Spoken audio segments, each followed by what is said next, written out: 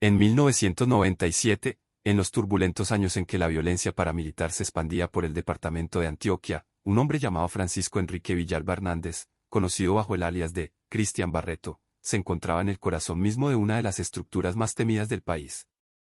Su nombre comenzaría a resonar con fuerza no solo por los actos sangrientos en los que participó, sino también porque, tiempo después, sus palabras lo convertirían en un testigo clave en uno de los episodios judiciales más sensibles y polémicos de la historia reciente de Colombia.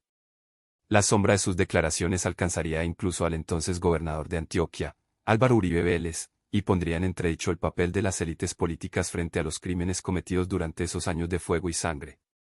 Villalba no era un hombre cualquiera dentro de las filas paramilitares.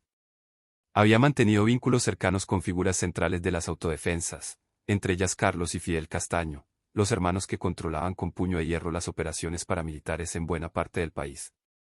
Su papel dentro de esa estructura lo llevó a participar activamente en una de las masacres más atroces que se recuerdan, la del Aro, ocurrida entre el 22 y el 30 de octubre de 1997, en la cual fueron asesinadas 17 personas. El pueblo fue arrasado y decenas de familias quedaron marcadas por el horror.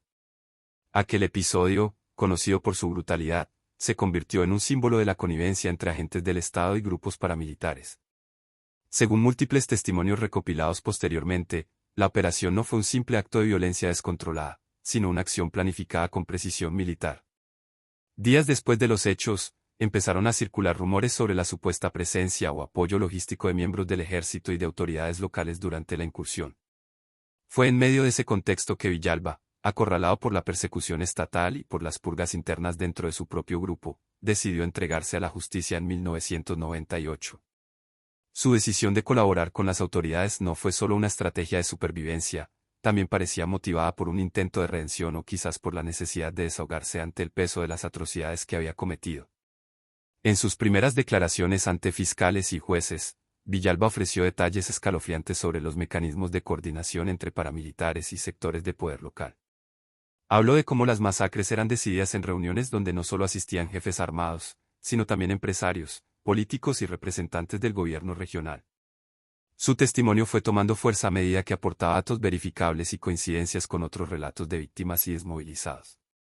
Cuando mencionó que la clase dirigente de Antioquia había tenido un papel directo o indirecto en varios de esos crímenes, el ambiente judicial y político se estremeció. En sus palabras, no se trataba de simples omisiones por parte de las autoridades, sino de una participación activa o al menos de una tolerancia que permitió la expansión del paramilitarismo bajo la bandera del combate a la guerrilla.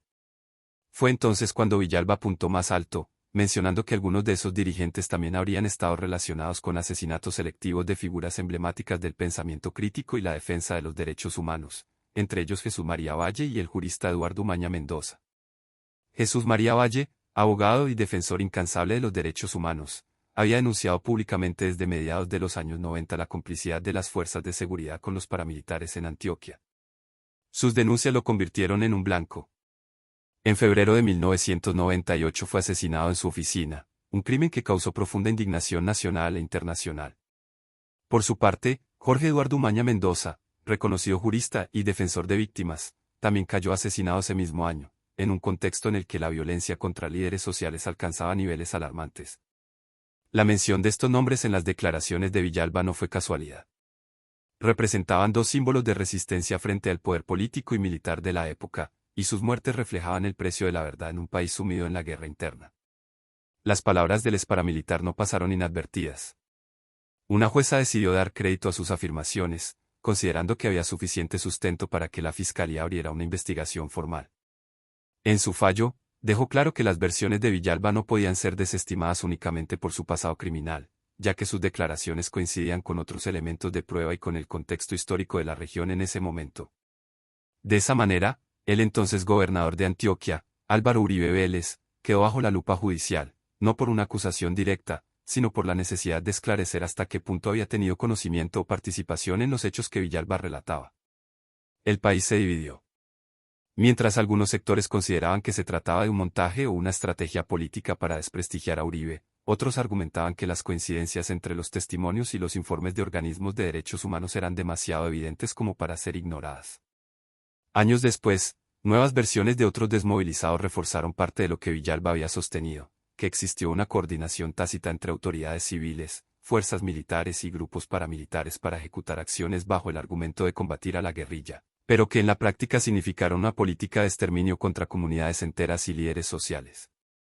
Villalba continuó rindiendo versiones hasta su muerte, ocurría años después en circunstancias violentas, lo que alimentó aún más las sospechas sobre los intentos de silenciarlo.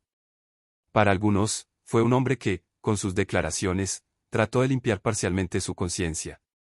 Para otros, un oportunista que utilizó su conocimiento del conflicto para obtener beneficios judiciales.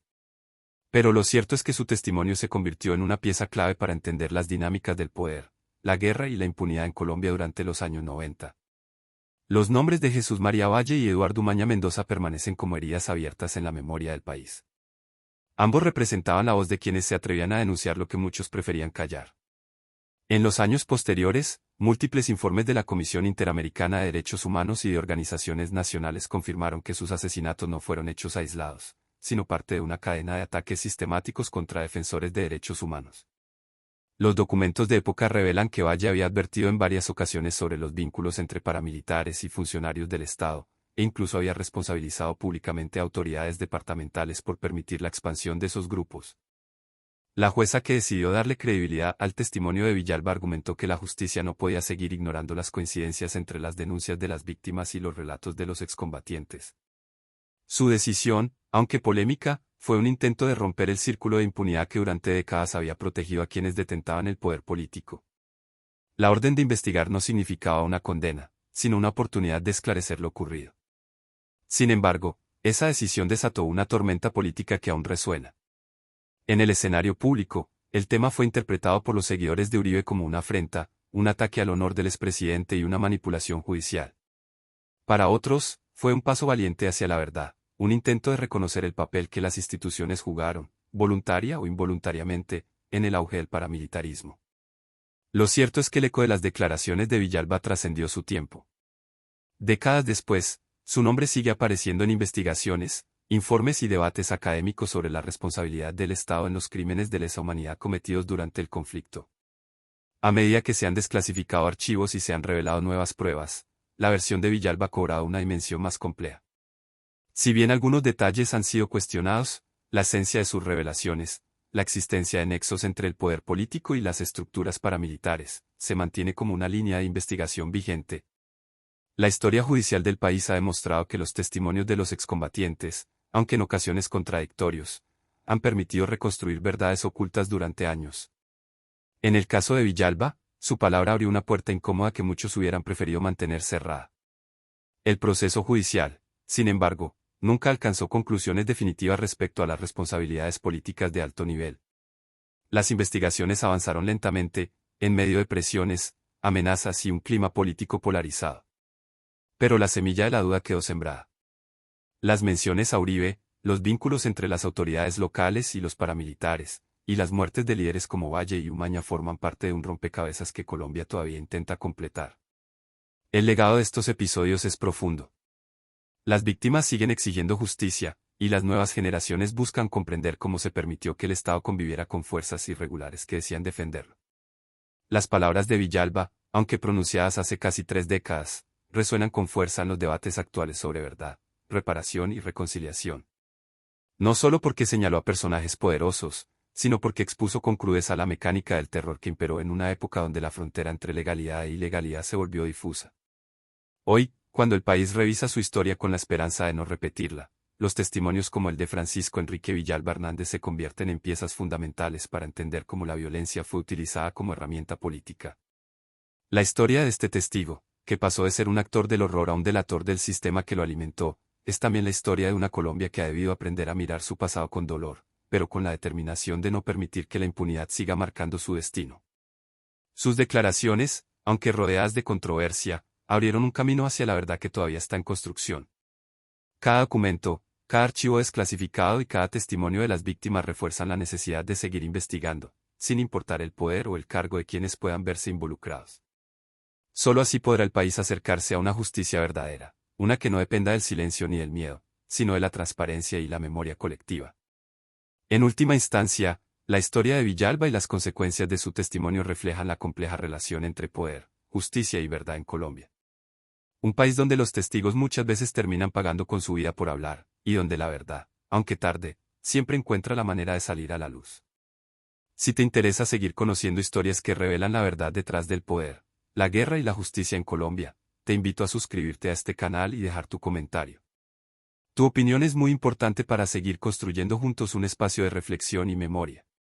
Invitamos a suscribirte a nuestro canal y dejar tu comentario. Tu opinión es fundamental para nosotros y nos ayuda a seguir produciendo contenido con suscríbete para no perderte las últimas noticias y análisis sobre este conflicto en evolución. Comparte tu opinión en los comentarios y mantente informado con nosotros en Zona de Tensión.